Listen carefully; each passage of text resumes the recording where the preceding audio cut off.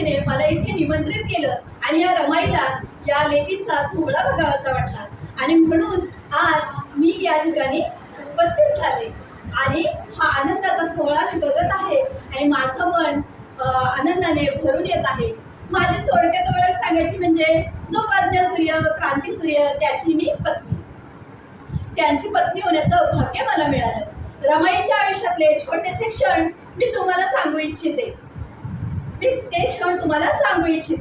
बघा, बालपणी माझी कोणाचेही आई बाप म्हणू नये अशा परिस्थितीत माझे आई वडील गेले आणि मी पोरगी झाले.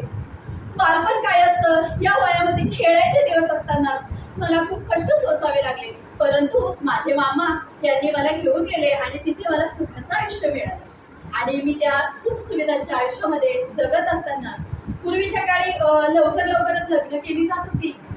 आणि त्याच याच्यामध्ये ओघामध्ये आमचे मामाजी रामजी बाबा ते तिकडे आले आणि त्यांनी मला पाहिली आणि त्यांच्या मनात त्यांचा एक मुलगा घ्यावा यांच्यासाठी मी त्यांच्या मनात धरले आणि त्यांनी मला पसंत केलं त्यांच्या मुलासाठी आणि मग काय लग्न